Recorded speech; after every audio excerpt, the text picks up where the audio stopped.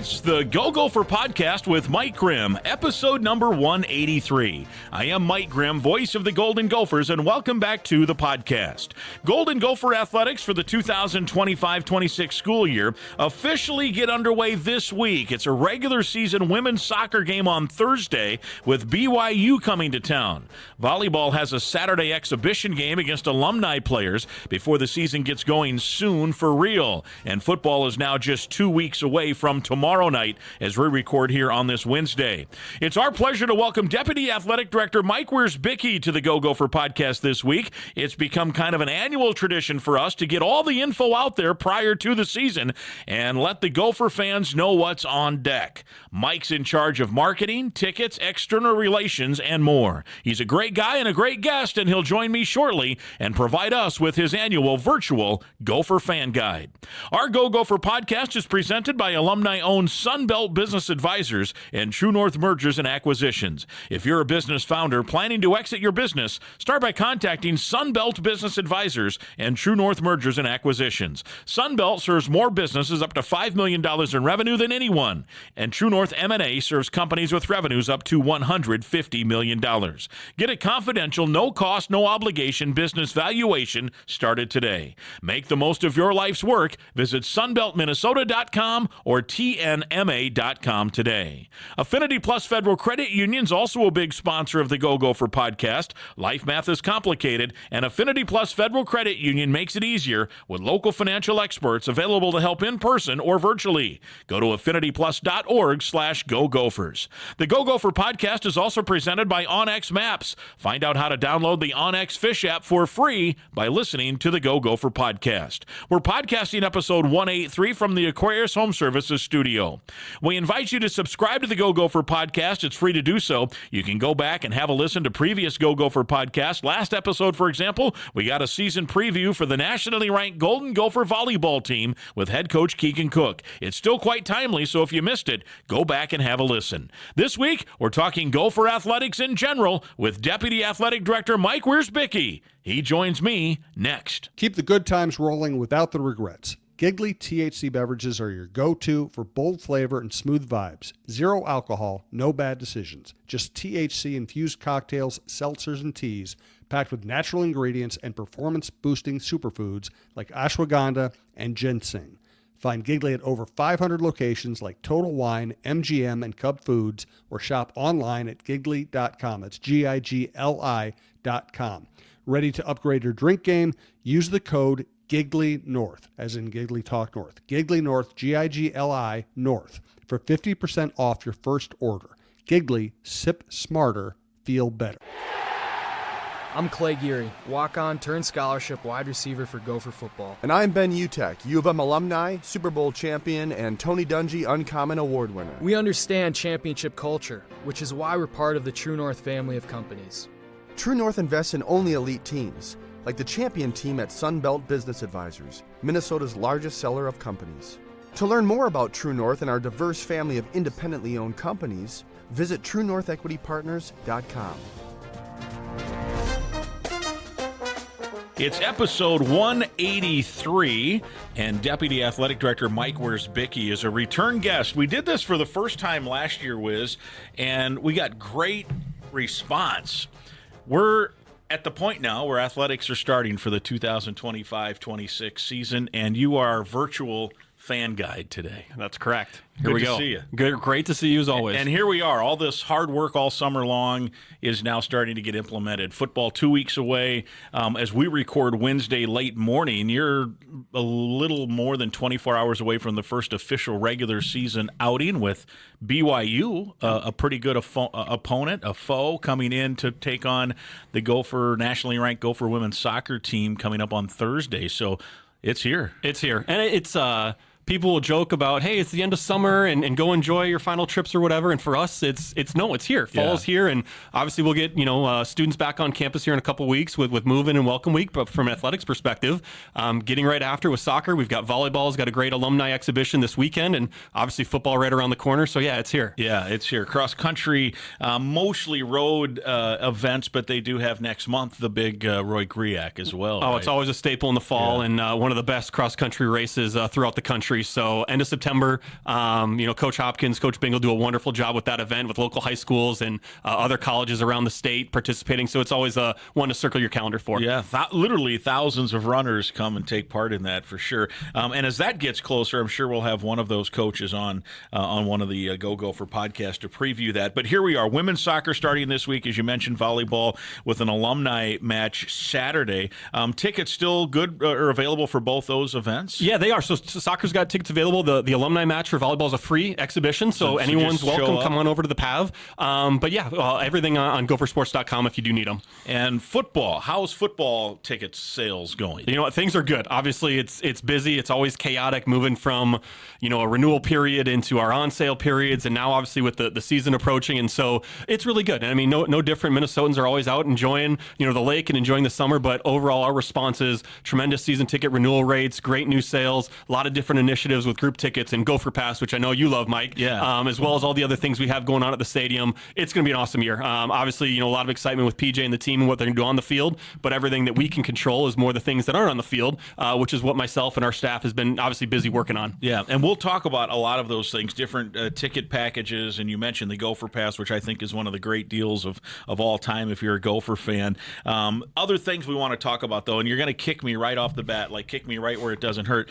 I'm telling you, we say this every year, driving around campus is crazy right now, right? So I'm not trying to discourage anyone from coming, but just they're going to have to, we're a couple weeks out. It took me like 45 minutes just to get off of I-35 to here. Well, you told me earlier it took you 15 minutes. Yeah, I don't know if it was 45. With you. It might have been a hyperbole. But yes. How much of a concern in legit terms is that, and what should fans be prepared for? Yeah, it's a really fair question, Mike, and it's honest, right? We had some fans out for open practice here a couple weeks ago on that Saturday night, and that was some of the feedback. Hey, what's going on University Ave? There's been construction on I-94. Here's the good news. We are well ahead of where they were. Remember last year we had a big construction project on 4th Street, which went into the fall and really even impacted some winter events. Obviously, knock on wood, everything with University Ave is scheduled to be completed before the opener. They've got a lot of work to do, but they will get there. So we'll have some communication as we get closer on what that impact is. Obviously, all the work they've done, if you've seen it, much safer from a pedestrian standpoint with bikes and parking and just making sure that we don't have any incidents from a traffic control perspective, but from a management of the construction, it's on schedule to be done in time. And obviously, we'll have some more communication here shortly before kickoff, but it is looking good right now. Yeah. And look, anytime you're going to bring 45, 50,000 people into one spot, there's going to be traffic issues, even if it's perfect road conditions. So people should expect that part of it. And having gone to other Big Ten stadiums, it can be worse than what we've got here. There are some places that it's hard to get into and out of and all of that. So it's all part of being a fan. But I just was going to ask you about that. And just in general, this has to be the worst summer I've ever seen road construction in the city, right? I mean, it's I'm not talking campus. I'm talking just generally. I think at some point, everyone complained that, hey, why you're not fixing my road, you're fixing that road. Well, we're not fixing your road right now because we're fixing this road. We can't have them all. And I think they finally said, to hell with it. We're just going to fix them all and find your way through. And I think, Mike, you and I both live on the south side of town, right? Yeah. So, I-35W has been going through, it seems like never ending construction. But I think, I always find the positive, right? You twist it. And I think at least being in the city that we're in, you've got a lot of different routes, right? And maybe you don't go this way. Maybe we end up going this way instead. So I think, my encouragement back to fans is maybe the most traditional way to campus isn't always the best way, given whatever might be going on in the city, which is obviously even greater than, what we might have going on campus. So obviously a lot of communication there. We'll share as much as we can. Feel free and explore other options, and we'll have some recommendations about how to make sure it's as efficient as possible. Is this one of the few college football stadiums in the country where you can take a train and be within 100 yards of entering the facility? I think it's got to be. I mean, you look at that light rail stop right there, just off the east side of the stadium. It doesn't get any easier. You're right. Yeah. So if worse comes to worse, park at the mall or the airport and take the train in if you're really scared of it. Always options. Yeah, always options, no doubt about it. All right, so football excitement level is there. How's the student section and all of that? Because I think Guardsy and I have talked about this. maybe the last 4 or 5 years, certainly post-COVID, it has been a major impact in the atmosphere of the stadium. The students, I think, have done well. You're right, Mike, and I think credit to our marketing staff. It's all marketing, right? No, I'm just kidding. Take a bow there, baby. No, I won't. But I mean, there have been a lot of things that we've done to reinvigorate the student body. But I think you're spot on, and you made the comment that I do to a lot of people.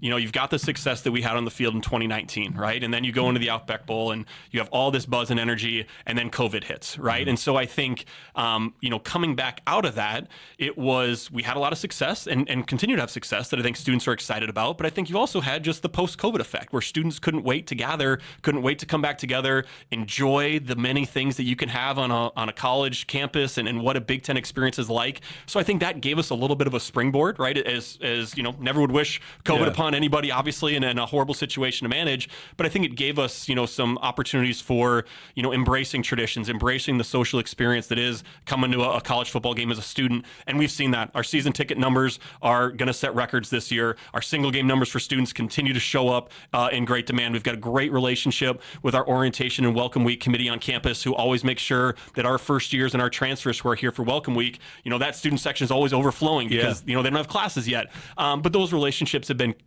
key for us. And then it's been awesome to see our students respond. It doesn't matter if you're playing Buffalo or Northwestern State or it's Iowa or Wisconsin. We're seeing those students show up, be engaged, support the team, and it really makes a difference in the stadium when we have them there. It does. I mean, they set the tone, right? When they're loud, everyone joins in, and if that's not the case, then it gets a little more challenging to create the atmosphere that you want. So, it's awesome to see. And as part of that, the opener is a gold out, is Correct. that right? Yep. So we've got, is it still the same 3 different games that are themed color schematics? We do. So gold out in the opener against Buffalo, and then fast forward a couple weeks, end of September when Rutgers is here. That's actually family weekend on campus. September 27th will be the maroon out. And then fast forward to homecoming, which has now become our stripe out. And I think a fun way that over many years, we did the stripe out for the first time. It really kind of fits with homecoming, right? And embracing those roots and kind of having the maroon and gold and embracing our history and tradition. So I think that's now kind of become a little bit of a staple on homecoming, which is great. So now we just need good weather, which I'll trust you to control that, Mike. I'm going to be in charge of that. No, it'll be a ton of fun. Those gold outs, maroon outs, stripe outs, it's been awesome to see our fans respond. I think, I've been here since 2016, but grew up in central Minnesota. And sometimes there was perception that, Gopher fans aren't going to respond to this. Our fans proved everybody wrong, right? And you look at how our fans have embraced it, how they've leaned into it. It's a really fun atmosphere. It's so cool to see those drone images, or when you've got the sky cams of the world with those stadium-wide shots of one color or multiple colors. It's fun, right? That's what college sports is about, is that excitement and emotional and those ties, and our fans have certainly risen to the occasion to respond. Yeah, and it looks good. I think it feeds. And you're right, the fans have responded. How has social media, for example, helped? Just generally, but specific to just getting info out. Like in a click of a button, you can hit 150,000 followers on your X account, right, or more. Yeah. And then you've got Facebook and Instagram and email database and all this stuff. Where maybe 20 years ago it was a little harder to say section 243. You wear yellow or gold today. Well, you're right, Mike. And I think that leads to that question of data and fan behaviors. And you're right, that's the age of 2025 where we know more about our fans. We can communicate through different means. We love our relationships with traditional media in town, and that's a huge piece of kind of the flamethrower, right? To be broad and have our message out, but also we can tell our own story, right? And we can communicate different things. And so it's tremendous to lean on, great partners like we have at iHeart with KFan who help get the word out. But we also have a communication tool via email marketing and social media that didn't exist the same way 25 years ago. So I think that's a huge piece of it. And I think also, Mike, not just us getting our message out, but I think having our fans converse, right? And having, whether it is blog sites or just different community forums, some of that being social driven, sometimes other web pages where fans are interacting more and not just one-to-one, in your neighborhood or, at an event. And so I think just that entire, connectedness that I think you see now, a little different, right? Behind a screen versus in person. But I think that has created a lot more, ambassadorship among our fans that they help share our messages as well and have those conversations about upcoming events or, ticket availability or color outs, whatever it might be. That's just different today than it was 30 years ago. Yeah, and I suppose on the flip side, you mentioned you can get fan behavior. Oftentimes, if you sign up for ticket deals or whatever, you're offering information that you can then help use and specifically, okay, this person belongs in this group, and we can help almost cater to specific groups that way.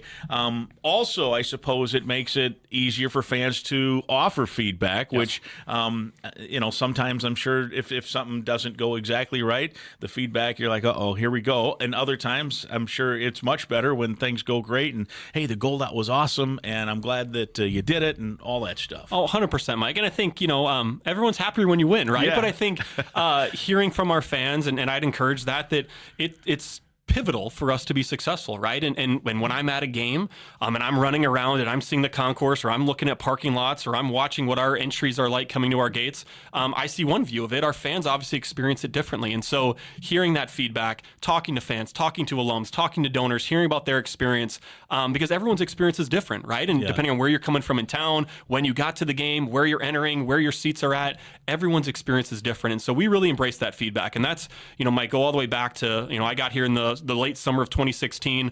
Mark Coyle got here in the spring of 2016. That was a key piece of Mark's leadership when he first got here, was creating more transparency and connectedness to our department and finding more avenues to share that feedback and not just, have fans share it, but for us to really take it to heart and implement, decisions to support our fans. And so I think that's been extremely positive for us, allowed us to make different improvements. We're not going to be perfect. We know that. And so I think hearing that honest feedback allows us to try to elevate experiences the best way we can. I know, and I should know this, I'm a little embarrassed not to, there was was it a fan council? Yeah. Is that still? We don't have it in the same fashion. Okay. It kind of fizzled out a little bit post-COVID, but I will say this, Mike, and I still keep in touch with a lot of those great members. We started that again, maybe in the 2017 range, which was an awesome forum, but I think it also just, again, created that opportunity for more dialogue.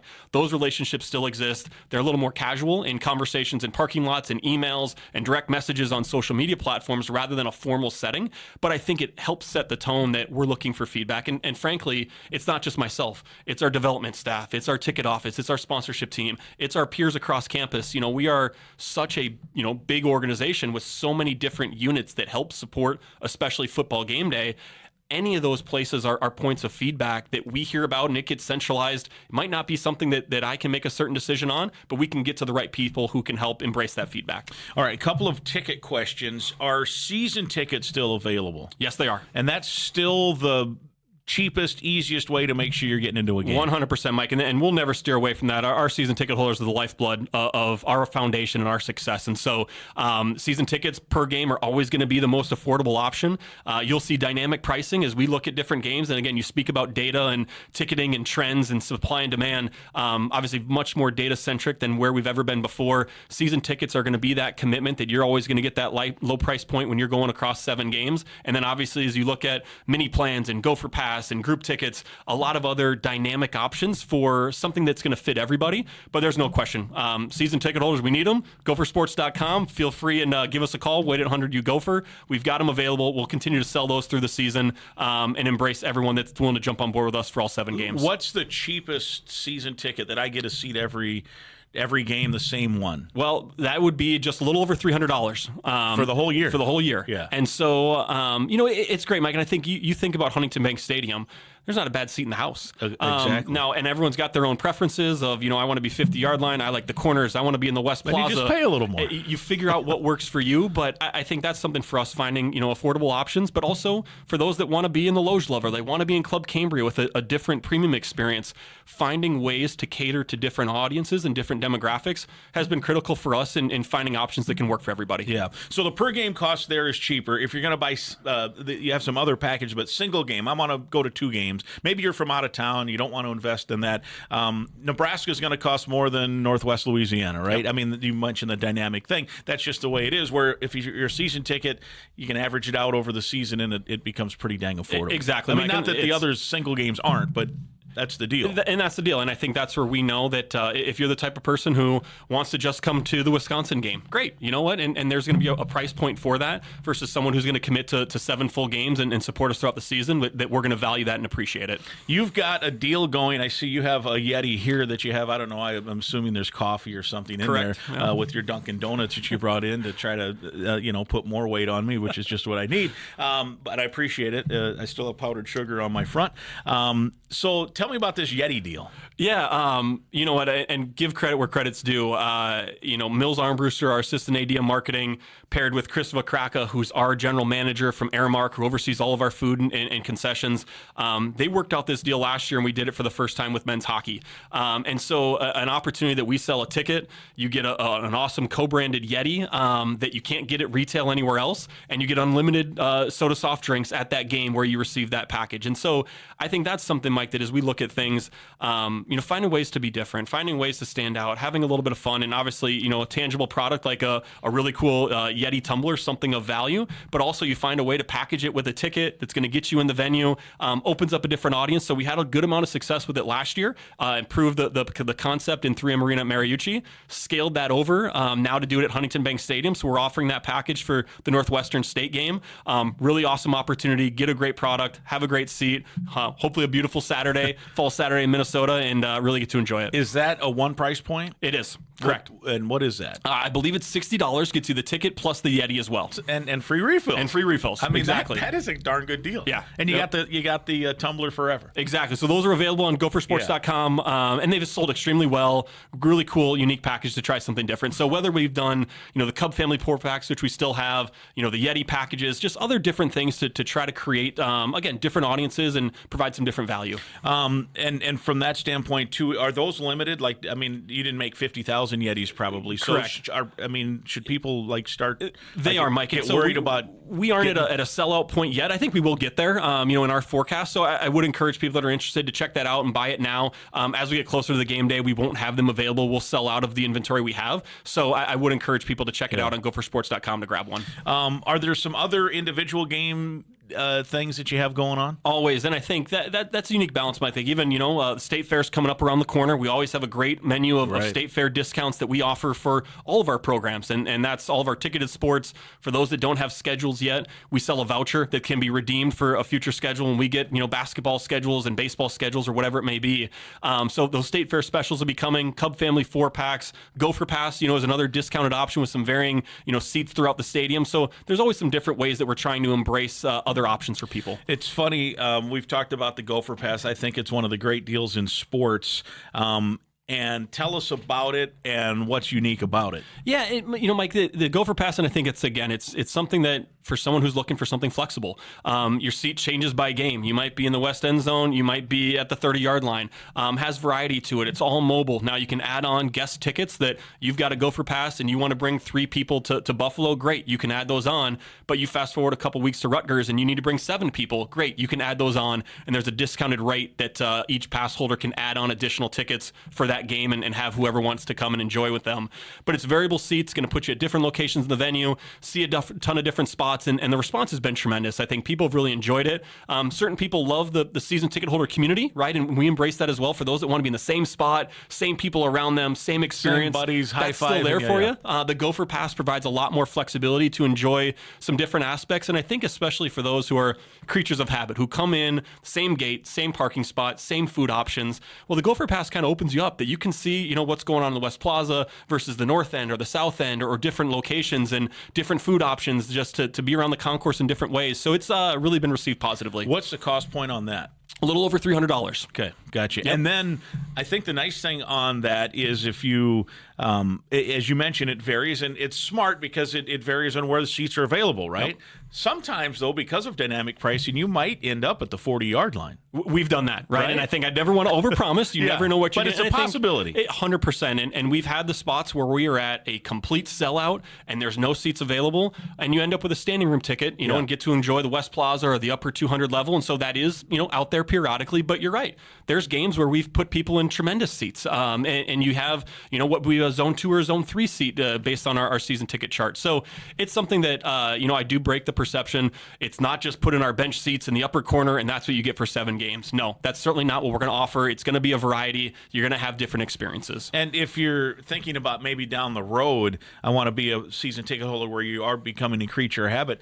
The nice thing is if you do a season or 2 of the Gopher Pass, you now will have sat in a bunch of different spots, and now you can say, this is where I want my permanent seat to be. It's exactly it, Mike, and that's what we have seen, and that was part of the introduction of the package, was to kind of have it as an entry point, but then to that point, exactly, find what you're comfortable with, hopefully move into it a traditional season ticket and whatever spot it might be in the venue.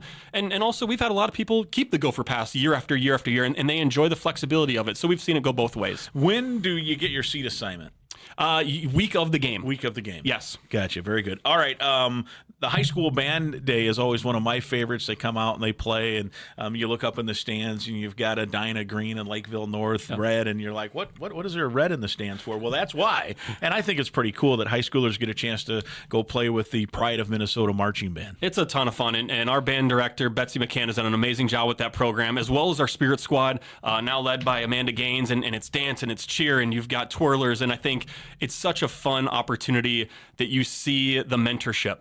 You have all these high school kids who aspire to perform in the Pride of Minnesota Marching Band or Minnesota Spirit Squad, and they create relationships and they work together, and everyone always sees them perform at halftime, which is tremendous, but also they're together all day. Yeah. They're up at marching band rehearsal at 5 a.m. They're out in the tailgate lots performing together. They're doing a clinic with our Spirit Squad. It is a day long for them to kind of see what it's like to perform in the Big Ten and with some of these amazing participants that we have.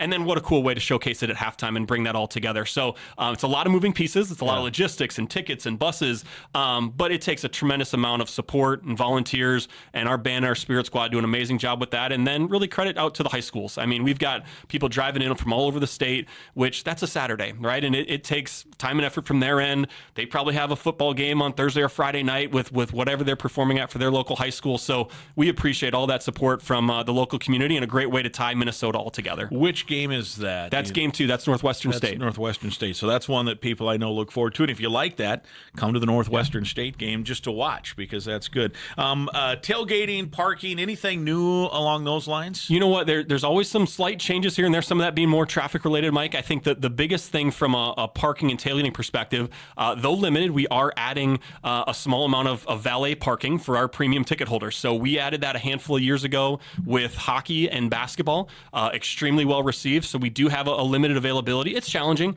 given the amount of cars and the footprint that comes with football, but kudos to our premium staff that will be adding that option for premium ticket holders that want to take advantage of valet parking. I think outside of that, a lot of this is always just the fine tuning and the tweaks, and how do we make sure that we're really in tune with our parking and transportation staff, working closely with campus, working closely with UMPD, that we're really just making it the best experience as possible. You'll see some new things out at our pregame fan festival, Gopher Garden, presented by Huntington Bank. Again, so you talk about getting to campus, enjoying the day that it is, coming out to Gopher Garden. We've got Guardsy out there on the K-Fan radio set with our pregame show, band performances, games, giveaways, free product sampling. That opportunity out at Gopher Garden on Oak Street really has become a pinnacle destination. Kids love for it enjoying too. it. There's and kid stuff That's there. a lot of the focus, Mike. I think, that market, for the season ticket holders coming, they've got their parking spot in 37, and they've got their parking spot in Maroon, and they host a great tailgate. You see that a lot of the demographic at that Gopher Garden might be people coming to a game or multiple games, and definitely very youth-friendly, a lot of activities for kids, a lot of opportunities to engage with student athletes, so it's a ton of fun. The Thursday game is nothing new. That's been really the case since the stadium opened on the opener. There's been an occasional Friday game, and there's one this year. Yeah. For the first time, though, it coincides. I think this has been smart. There's been discussion about this for a while with MEA, where there's no high school football on that Friday night. There's no school, including here, which makes the parking situation more attainable, I suppose, for a football game on a Friday night. So take us through one. Did the Big Ten just say, "Hey, here you want to do it," or was there some discussion about we will do a Friday, but this is the weekend we'd prefer to do it? Yeah, it's a great question, Mike, and I think because we get a lot of feedback on this, and I think that's whether it's game times, it's schedules, it's TV networks, information is available later and later, and we're honest about that. We have amazing TV partners. The reach of the Big Ten coast to coast is tremendous. It's valuable for our brand. brand. It's very helpful from a financial bottom line. But also that means that we have to give up some control. And so I think that's where, whether it's a Friday night game that we're hosting here against Nebraska, or when we go out to Eugene, right, playing Oregon on a Friday night this year, that Friday night TV window, kudos to our TV partners like us. They're very data centric. They get tremendous ratings, tremendous viewership, awesome exposure for our brand. So the Big Ten has prioritized that. How do we find some ways to include those Friday night games for our TV partners? We get the pleasure of hosting Nebraska here, and it is a little different, right? And there's some challenges we'll work through being a Friday night versus a traditional Saturday. But overall, we see the spotlight, we see the attention, and I think there's obviously a lot going on Saturdays, and where's the attention? So I think the positive is really our brand being showcased on the national stage on a Friday night where you have a lot more attention versus overlapping 30 games at one time on a traditional Saturday or whatever it may be.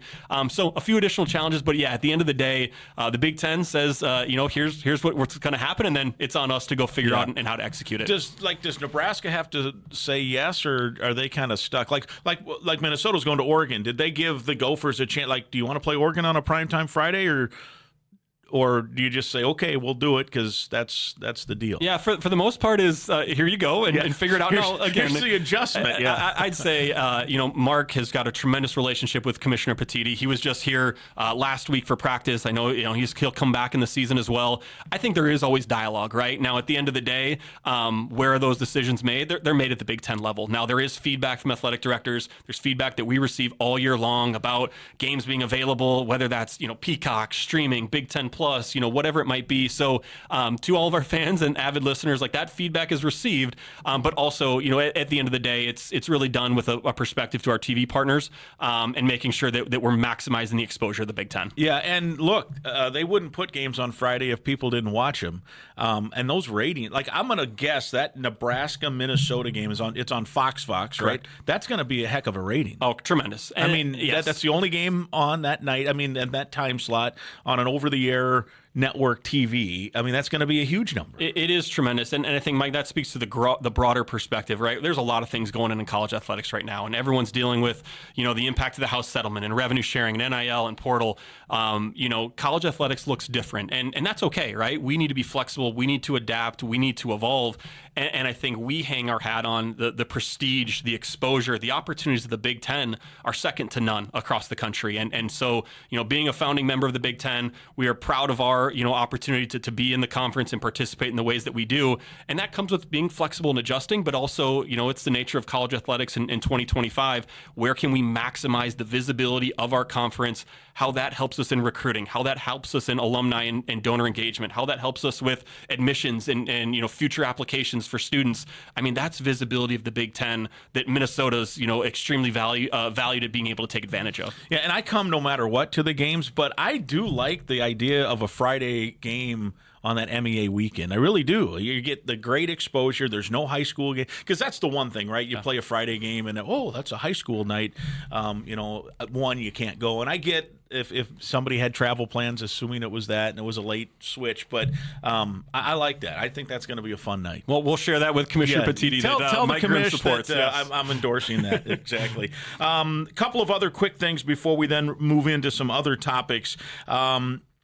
Foods. You mentioned foods. I think next Friday there'll be people should check their social media channels, because I think, I'll be over there because there's food. And we'll be taking pictures and sending out. Every year there's a few new options, a few new offerings. The one unique thing with the State Fair coming up that I think Minnesota sports venues, Huntington Bank for sure, and Target Field and others do well, is kind of try to embrace a little bit of that State Fair feel in finger food and different unique options. If you want a hot dog, sure, you can get it, but that's not your only option.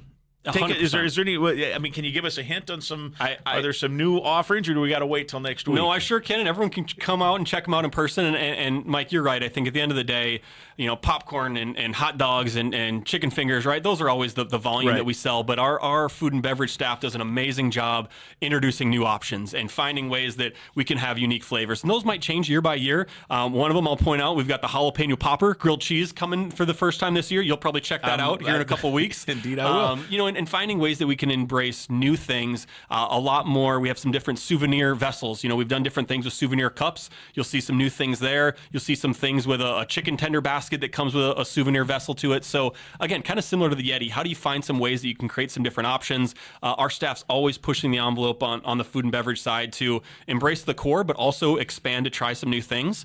And then I think the other piece that people will notice, this past year on the alcohol side, we added some RTD cocktails and batch cocktails. We'll now head that into a different phase in our premium areas. We'll add full bar service. So if you're in our Club Cambria or you're in the Loge level, you can actually go and order a traditional cocktail. In our suites now have access to bottle service. So all doing that with the right safety and health precautions. But being in the pro market that we are and the competition that we have at US Bank and we have at Target Field, we need to provide an experience, especially in our premium areas, that can meet that level of entertainment across the city. So yeah, you'll see some different things on the alcohol side, especially in our premium areas, adding that alcohol service that'll be another level from where we've been in the past. You think about it, I don't know what an average restaurant has, 30 tables, 40 tables, and there's a chef that's in charge of that. You got 40 or 50,000 people now, and I don't know what the percentage is that then does buy a beer or a hot dog or chicken fingers or jalapeno popper grilled cheese or what have you. They're managing one of the biggest restaurants, that you're going to do, right? I mean, they are. How many people work at that? Hundreds is the short answer. And I think, it's also a nice give back to the community. For those that are on the main concourse, a lot of nonprofits operate different stands as fundraisers, right? And so I think we obviously have our management staff who puts us in a good position to be successful. And then we lean on some different nonprofit groups who, get a percentage of sales and use that to help drive, their fundraising efforts. But our food and beverage staff is amazing. It blows my mind, Mike. Our chefs are in there, overnight preparing everything for the next day to service 50,000 people. And we talk about data a lot. And now we are much more embracing the data on the food and beverage side. And I think for those that have been to the stadium, you've seen a lot of changes about convenience and efficiencies. This past year, we added what we called our Hall of Faves internal market. And so we took a couple concession stands and turned them into, grab and go convenience, where you can grab your chicken sandwich, you can grab your Dasani water, and you can, officially move to a POS. The speed of service, how that helped alleviate congestion in the concourse, how that ended up reducing wait times. Those are all the data points that we're looking at. And again, we're never going to be perfect. We've got great people who are doing everything they can to find ways to be as efficient as possible. And that's where we've leaned in, that especially on those core items, let's get you in, let's get you through, let's get you back to the game. Sure, if there's a more premium item that needs to take a little bit longer to cook, there's a venue for that, and that opportunity is there. But for those that are trying to have that speed of service, so we're never going to sacrifice quality, but reducing wait times, getting people through more efficiently has been a focus, and we've seen really strong data over the last few years about how that's been successful. Well, think about when the stadium first opened, how far it's come, because the complaint then was I had to wait in line because they had a calculator they were figuring up, and now you've got a self-checkout at certain areas. 100%, right? Mike. And that, no different than what you're seeing, in traditional retail, and whether that's, paying via mobile or, transferring digital currency to friends or family members. It sometimes can come with overhead and efficiencies. And we've made some investments on the technology end to make sure that we are, evolving from a calculator that's looking for the solar light to get to a spot that can get, again, fans in more efficiently, get them the products they need. And you talk about feedback, and to be candid, there were times years ago where food and beverage was one of the main items of feedback, and it's something that we still hear about, but we've got great people who manage those customer service areas. Our goal is to, obviously, for all of our guests to have a wonderful experience, and we have people here to make sure that happens. But yeah, the investments that we've made on the food and beverage end and great partners at Aramark Sports and Entertainment have really taken us to another level. Two things that I hear often are it takes too long to get in, and there are certainly ways. You go early, you're going to get in. Is there new technology or newer things that can help speed the process up, short of get there early and you'll be fine? Yeah, we always encourage early arrival, yes. and I think that 20 minutes prior to kickoff through 20 minutes after kickoff, it is always going to be the busiest. It's going to be bad, yeah. But I think our perspective is we understand that, right? And we don't blame our fans for that. We understand. Enjoy your tailgating. How do we get you in as safely, have a safe environment, as safely and efficiently as we can? So there has been, whether that's been increased lines with magnetometers, no bag lines, finding ways to efficiently get people through. Full transparency, it gets harder later in the year, right? As it gets gets colder and there's more jackets and there's more things to check, that can slow us down. So I think the goal is always that balance of speed with safety, but also understanding that, we know we're going to get slammed at the gates 20 minutes before through 20 minutes after, but we are trying to find, more entry lanes, more touch points, more efficiencies in the technology we utilize to get people in as safely as we can. I was at a Gopher event a couple of years ago, and it was a friendly argument, but two guys were arguing. One said it took so long, and the other guy's like, I never have a problem, and they were arguing. They were getting to the stadium at the same time, and as it turned out, one guy was at a different gate than the other. And I think there are some entry points, sneaky ones, that you can get in quicker too if you sleuth around a little. You're right, Mike. Those gates on the west side, A&E, people see a line, they jump in that line. So those are always going to be more heavily populated. So the hidden advice is, if you're willing to walk a little bit further over to B, C, or D, you will generally get in a little bit faster there, depending on the game time. And then also, I'll use the chance for a shameless plug here. We continue to have Gopher Hour. So the minute the stadium gates open for the public, hour and a half prior to the game, for the first hour, we have discounted food and beverage out on the West Plaza, our Gopher Hour. So for those that are interested in coming in early, getting your seat, discounted food and beverage, watch warm-ups, obviously be in a great spot when the marching band takes the field, that Gopher Hour has been helpful in encouraging people to come in earlier as our kind of stadium gets prepped, and so that availability is always still there. The other thing I hear sometimes, and maybe it's out of your control, and maybe it's better now, this has been, time, is people rely on their phones. And they get some replays, but oftentimes they're watching a game. I find doing this at the Twins. If I'm at a Twins game, what was that call? Or what was that? Did he catch that? And then, because the way that social media is set up now, you can find the replay in a few seconds. The bandwidth, though, when you got 40 or 50,000 people there all trying to siphon in the bandwidth, sometimes the thing just spins. So, which is also why you put those tickets in the wallet right before you check in. Anyway, how much work do you put into trying to make sure, because we rely on these phones so much, that fans have access to their phone? We do, Mike, and I think it's always a conversation, right? And technology evolves. The minute you have something new in, it's outdated in 3 weeks, whatever it might be. We have not made the investment in a public Wi-Fi network outside of the university capabilities. Now, with that being said, we have had numerous improvements in DAS cellular connectivity. Now, that might vary whether you're T-Mobile or Verizon. Sure. There's some differences there. But I think what we have seen that success with is the DAS cellular connectivity improvements have led to some increased responsiveness. Again, not for everybody, based on whatever network you might be using. But again, speaking to the nature that is college athletics in 2025, there's a lot of financial pressures, right, that we are navigating, finding ways to elevate, our in-venue experiences. We're finding ways to do it as efficiently as we can, hopefully not spending millions of dollars when we can direct that in other different ways. So I think that the goal for us is to continue to grow the cellular connectivity, leaning on our cellular partners, which we even had some additional improvements made over the summer, to impact as many fans as possible with connectivity. Yeah, very good. All right, let me read our first commercial. I think we got you through your lawn mowing, right? You're a usual listener. Sometimes we go 30 minutes on this podcast. That gets you through your lawn mowing. Sometimes we go, an hour. I think we're headed well for an hour, so we'll ask people to stick around. I want to talk about Affinity Plus. They're one of our great partners here on the Go Gopher podcast. They've been proudly serving Minnesota since 1930, and they are your local credit union. If you're a current Gopher student or a proud Gopher alum, that makes you eligible to join this financial that wants to build a meaningful banking relationship and put you first. You can meet with local employees at any of their branches statewide, including one right here near campus off University, just a stone's throw from the stadium. To learn more and find other ways to connect, visit affinityplus.org/Go Gophers. That's affinityplus.org/Go Gophers. Affinity Plus Federal Credit Union, federally insured by NCUA, people-centered banking, perfect for Gophers. Mike Wierzbicki, Deputy Athletic Director with us, in charge of external affairs, ticketing, marketing, all that great stuff, radio, what have you. Road games.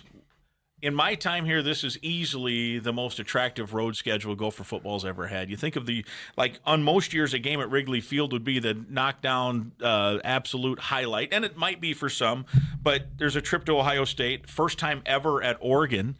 I should check. I don't know if the Gophers have played at Oregon before, but certainly as a Big Ten opponent, obviously. At Ohio State, the game at Iowa, and then out to beautiful San Francisco, Berkeley area for Cal. I mean, that's a heck of a lineup of road games. Not too bad, right? Yeah. So I know you've got your 7 Saturdays, but when we can get you on the road, we'll certainly take that too. So there's a lot of buzz and excitement around not only home games, but road games, as you mentioned. And Mike, I know you've talked about it before with others on the features you do. The support of our fans traveling to support our teams, whether it's been road games, bowl games, wow, right? And I think you go back. And it's really, like I got here in 2006, it was fine.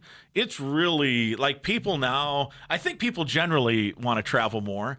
And every fan I talk to is like, we pick one game a year. This year, people are like, I might find 2, Correct. What have you. But Colorado a few years ago, Fresno had a great crowd. I'm trying to think. North Carolina was unbelievable. Yep. All those Gophers sitting out in the 95-degree heat, the sun beating down on them. But it really had, and the Outback Bowl, the Citrus Bowl, all those games in recent years, it really has gotten great. And you know what, Mike? It's wonderful. It's the sign of the relationships and camaraderie and excitement for the program, which is tremendous. Also, it really helps position Minnesota. And I think you think about, I stumbled across our box score from the Duke's Mayo Bowl, 41 degrees in Charlotte. Yeah. The Minnesotans, thrived in that environment. Our opponents at Virginia Tech, I don't think we're too thrilled about that. But I think when you see our fans travel, that helps position us in a lot of different ways. Future bowl games, engagement opportunities, alumni connections. And so we sincerely appreciate all the fans that make it on the road with us. They're heard, they're appreciated, they make an impact in those road stadiums or neutral site stadiums, and they really do help us as we especially get into bowl season and we're having conversations with bowl staffs. Part of that is about alumni reach, part of that's about TV viewership, part of that's about look at what our fans have done to respond and sell tickets and show up and bring valuable economic impact on bowl games. That helps position us in different conversations if we're in a spot where schedules or records are really competitive and a bowl's trying to make a decision. The successes that we've had has really helped position us for positive conversations come bowl season. So we appreciate all our fans, our alumni, our donors doing that. We're excited to see everybody on the road. I think it has been a balance, to your point, Mike. People get excited about, hey, we're playing at Cal in Berkeley, not a spot that we get to very often, but then it's, well, I want to go to Oregon, but I also want to be in Chicago. Yeah, I'm going to make the drive to Iowa City. That's an easy one. So it's been fun to kind of see this dynamic of, those that didn't travel and those that might go to a game now really struggling to say, well, yeah, Iowa's a given, right? But now I'm going to find something else as well to make it a couple other trips. Is not every road game, but there are road games where you guys will put on, or the Alumni Association will put on a fan gathering, either the night before or the morning of, a tailgate. Are there some plans for that for any or some of these? We do, Mike. For all 5 road games, we will have different things going on, some more expansive than others. So, for example, when we're at Cal, we've got a pregame tailgate that people can purchase a ticket to, food and beverage, all-inclusive. We're doing something similar at Oregon. We're doing something similar at Iowa. In Columbus, we're going to have just kind of a fan hangout where everyone can kind of come pregame, gather with the other Gopher fans, food and beverage on your own. So we've made the focus of saying we're going to have something in every market, which has not always been the way. Right. So it's been fun to see us. Sometimes we've had that kind of one tailgate. You can think of North Carolina or other places. Well, now you think about it, we're doing 3 pregame tailgates. We're going to have some other engagement opportunities. The Alumni Association will host soda socials where they can the days before. So it's really fun to see kind of that robust connection. And with so many alums living all over the nation, it gives those people a chance to connect with us when we're in your backyard and find a way to kind of extend that olive branch. This might be a better question for the Alumni Association. I heard Kirk Signetti in Las Vegas at the coaches or at the Big Ten Media Day say Indiana had the 2nd largest alumni base in the country. Can that be right? I don't know all their specifics, Mike. You're challenging me on IU Bloomington's but I'm alumni just records. saying, if that's the case, Minnesota's got to be amongst the top 10. I would think so. I believe the number is nearly 600,000 living alumni. Yeah. Obviously, with a lot of those in Minnesota, but also stretched throughout the country. So I think you're right. I mean, we've got to be up there. You look at our total enrollment. You look at our alumni engagement. From a volume perspective, it's a huge data point of the amount of alums that we have representing Minnesota. That's why there's the big TV contract, because there's a lot of schools in the Big Ten that have big enrollments and a lot of alums and a lot of interest. Correct. And all of that. All right. Tickets for road games, are they still available for season ticket holders? We completed our request. That things did get pushed up a little bit with allocations. Now, I will say this. Tickets are still available for almost all of our road contests.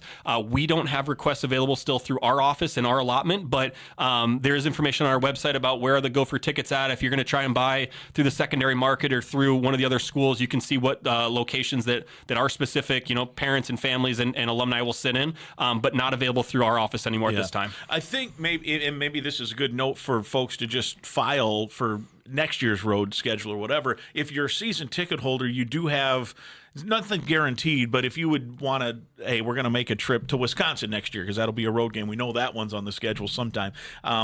You could log in June or July and try to reserve your seats, and most likely you'd get them. Exactly, Mike. We call it a request, right? That officially you put that request in, and then we go through our priority process. So season ticket holders are going to have that first priority, and then we go to our Gopher Score members, where all the people who are supporting us with season tickets for other sports or with philanthropic donations have their Gopher Score. And so it goes through a little bit of an allocation process. But for the most part, we're able to fulfill all requests that are coming through our office. I think that's been a little bit of things have changed. There's minimum requirements for Big Ten games about how many a visiting school receives. That can vary a little bit on non-conference games. But I also think, again, the nature of ticket availability, access online through secondary sites, we're seeing people acquire tickets through countless other means besides requesting through us. So I would always say that, requesting through us in the summer is the way to sit with Gopher fans, get an attractive price point. Of it, right? That's the benefit there. You get your stuff locked in. You're locked in. Who knows what you're going to get when you go through other sources. So I always encourage people to come directly through us, but we also understand, and we see it with everywhere we're going, that people are acquiring tickets through a number of other ways.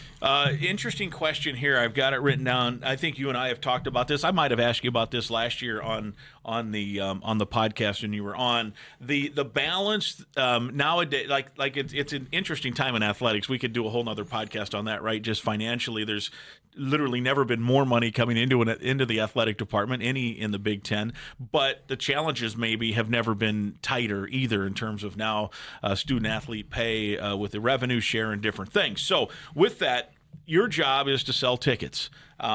Your job is also to make sure that money is coming in. So what is the fine line between I want to fill the stadium and make sure it's the greatest atmosphere for PJ Fleck's team to win, and also we've got a budget to figure out here because there's some demands. And I'll just use a real simple thing. Let's say you got 10 seats. If you sell 10 seats for $10, you're guaranteed to fill it up, and you got $100. And that's great. But you've done studies and you've got research that said, I think we can get $20 a seat, but we might only sell 6. Now you've got a 60% full stadium, but you've got more money to help the budget. What's the fine line you guys have to walk to create a great atmosphere for PJ's team to win, but also hit the budgetary need that's needed? It's a gray area, Mike, and that's right? a perfect way hard to phrase it. It is a balance, right? And it's supply and demand. It's data forecasting, data modeling. Travis Cameron, our chief revenue officer, does an amazing job where we can lean into data. What are our ticket selling trends? What is the price that the market can bear?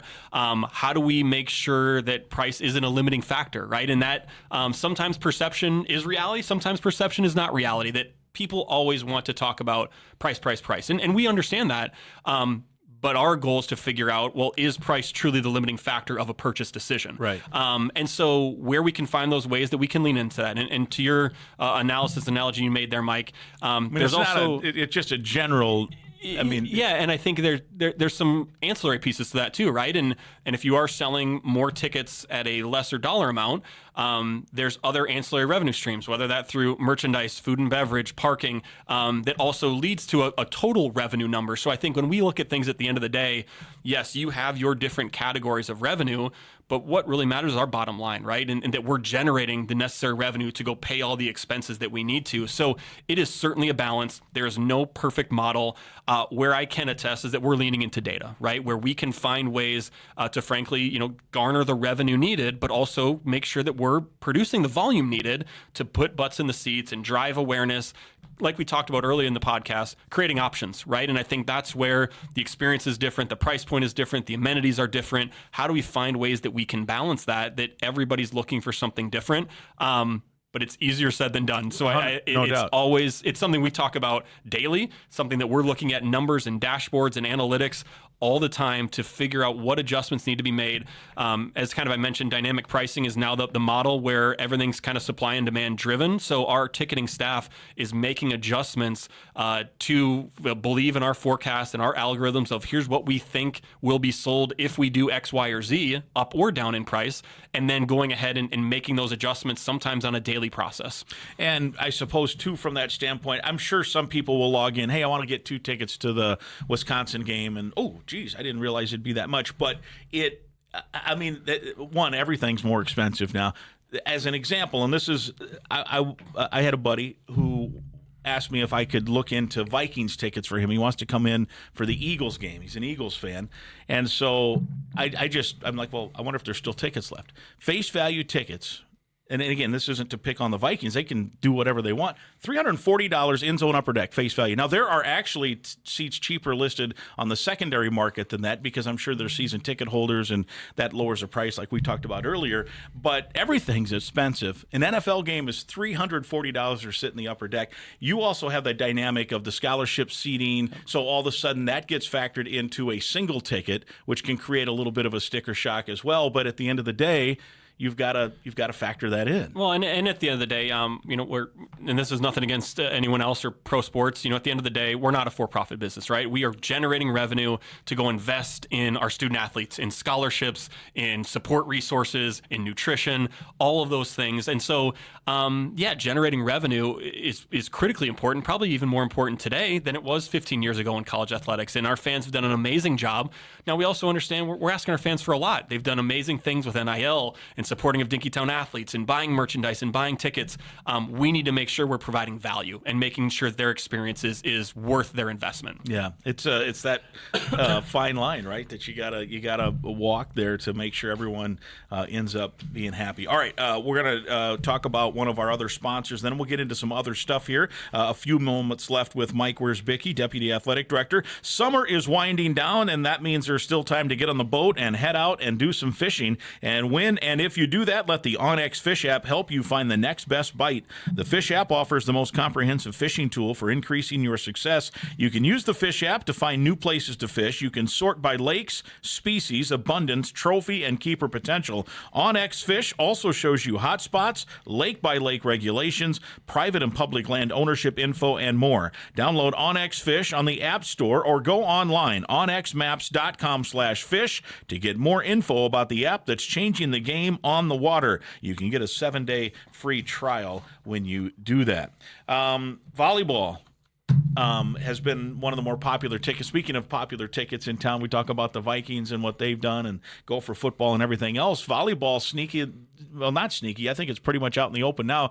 That's a tough ticket, particularly when the really good Big Ten teams and non-conference games happen. How is the volleyball ticket situation looking? Tremendous, Mike. And you mentioned our fans and that atmosphere in Maturi Pavilion and what Keegan has created in our volleyball program is remarkable. When we went on sale with single match tickets, earlier in July, that Nebraska match sold out in a matter of hours. And so that one is sold out. Our secondary partner, SeatGeek, so there's some availability through the secondary market there. Wisconsin is nearing a sellout later in the year. So we anticipate tremendous crowds throughout. Still a lot of great seats available. I want to make sure I get that out there, especially early in the non-conference as we get into Big Ten play. Awesome atmosphere, awesome venue. I tell a lot of people, especially those with kids, I've got a few of my own at home.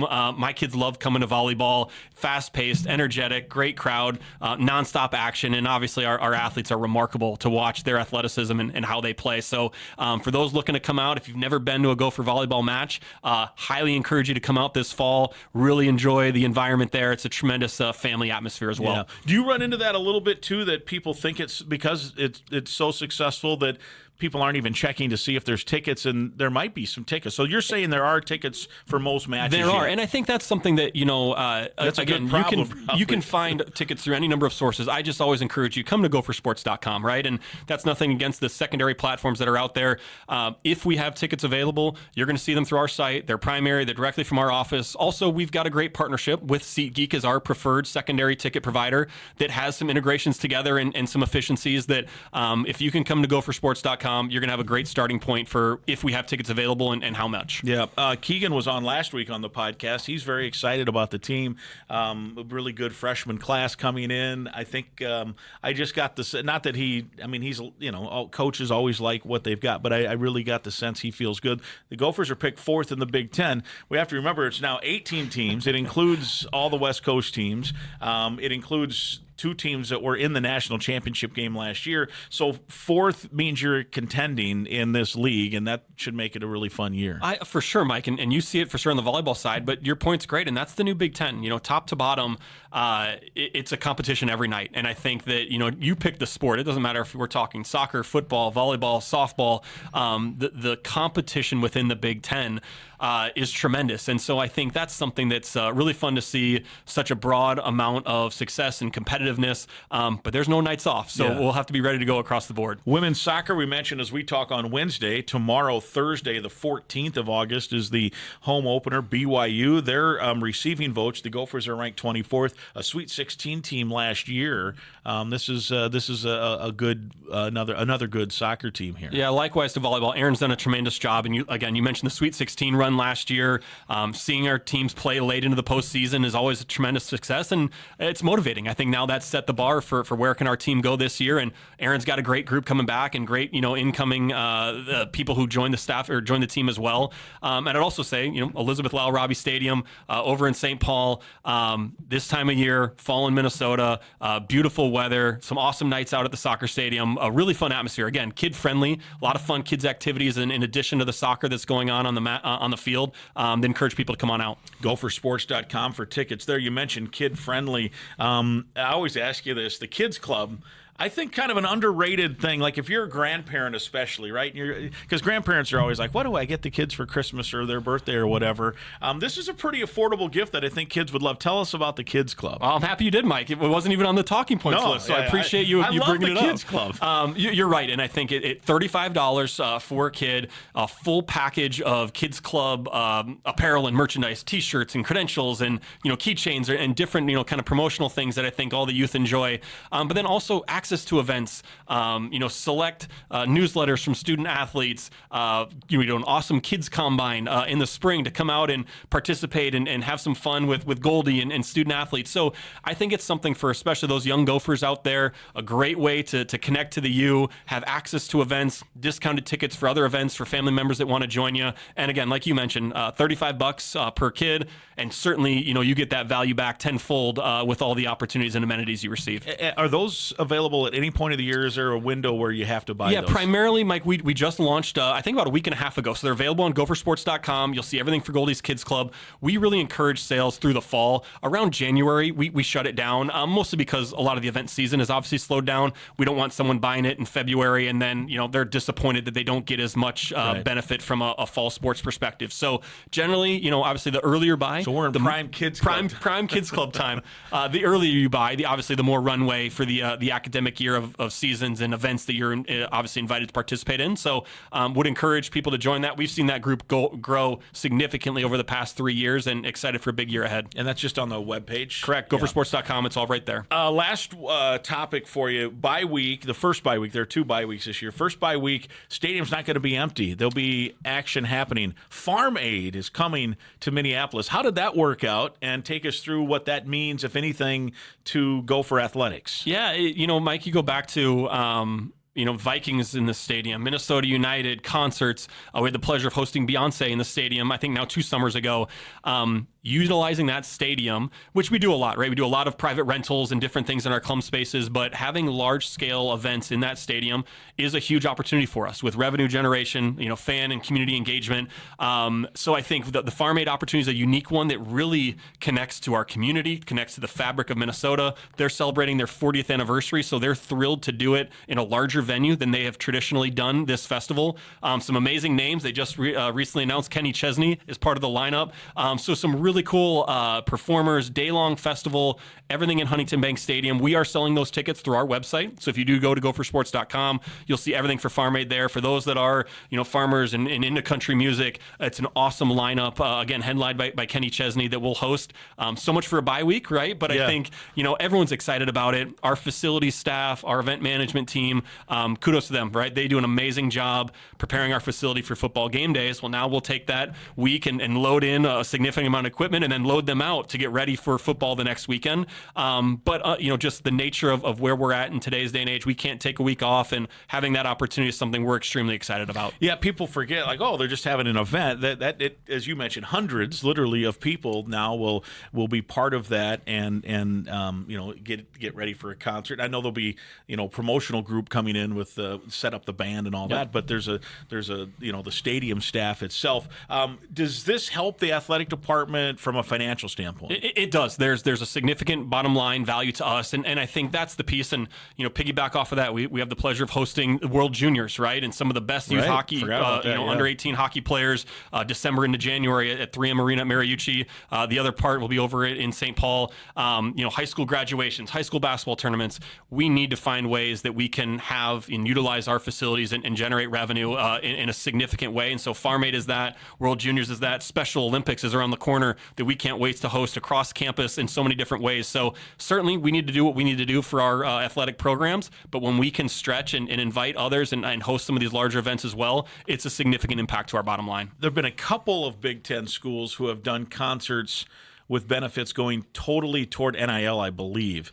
Could that be on the horizon here? I'm not saying every Friday in the summer, but one every other two, somewhere in there? I think so, Mike, and I think you've seen that. The NIL world will change by the time someone's listening to tomorrow. This podcast, right? And I think obviously with the Collegiate Sports Commission and CSC and the a little bit more guardrails that are being implemented, I think there's opportunity there. But I also think you'll hear a lot about range of compensation, fair market value. The goal being that commercial NIL is really being paid for services that are performed, which is different than revenue sharing. Right, which is the university side compensating that we can compensate this year up to $20.5 million, which we're participating in. So I think two different sides of the revenue bucket. With that NIL aspect, I think you will see more guardrails continue to evolve that really drive real NIL differently than maybe some things that have happened historically. But well, let me ask it this way then: could there be a concert, given the tightness of budgets now with the $20 million right off the top for student athlete compensation? Could that entice one to say we should do a concert or two more, because that, as you mentioned, can bring in revenue, additional non-traditional revenue for the athletic department generally to help close that gap? 100%. And I think that's also where then you can piggyback, social influencers and student athlete NIL, where we can have students promoting the event, right? Sure. And they can have meaningful impact in utilizing their platforms and their publicity to drive, range of compensation that's equitable for what they're being compensated. So you're exactly right, Mike. And for us, and credit to Tim McCleary, our CFO, who's finding a way to manage everything from a budget standpoint. It's constantly trying to figure out where can we generate more to backfill a hole, to support a different area, and position us as good as we can into this new environment. Well, the 2025 Gopher Fan Guide online is 63 minutes now. Anything that we forgot? You always cover a lot, Mike. So no, I always appreciate the time. Maybe we'll need to do it more often. So, but no, I appreciate you, the coverage, all of our fans and listeners. Can't wait to get people back on campus like we opened with. It's such an exciting time of year. It's motivating for all of us when we've had our athletes on campus for a lot of the summer for various sports, but you start to see the buzz on campus with Welcome Week. We're obviously starting to host events here this week. It's fun. It's why we enjoy what we do, and it's really exciting. I can't wait to see all of our fans back in the stands. There were some moving vans out on the streets, couches getting taken in, so some folks are starting to move in around campus as well. So it's always exciting for sure. Well, football in a couple of weeks, volleyball tomorrow night, or volleyball Saturday, soccer tomorrow night. So it all gets going. Gophersports.com, basically the clearinghouse. You have questions, and that can lead you into wherever you need to go. Awesome, Mike. Appreciate you. He is Mike Wierzbicki, Deputy Athletic Director. This has been episode 183. My thanks, as always, to Deputy Athletic Director Mike Wierzbicki. He provided us a comprehensive fan guide to the 2025-26 academic season. It's the Go Gopher Podcast. Episode 183 is presented by Sunbelt Business Advisors and True North Mergers and Acquisitions. If you're buying or selling a company, visit sunbeltminnesota.com or tnma.com. We're also partnered with Affinity Plus Federal Credit Union, a locally member-owned full-service financial invested in you. You can learn more at affinityplus.org/Go Gophers. That's affinityplus.org/Go Gophers. OnX Fish also sponsors our show. Happy fishing from OnX Maps. Again, I'd invite you to listen to past podcasts, and please right now click that subscribe button to the Go Gopher Podcast. It's free to subscribe and free to listen at any time. And please share the link to the podcast with others so they can subscribe and listen as well. And if you enjoyed the podcast, give us some positive feedback on your social media channels. We'll talk again next week.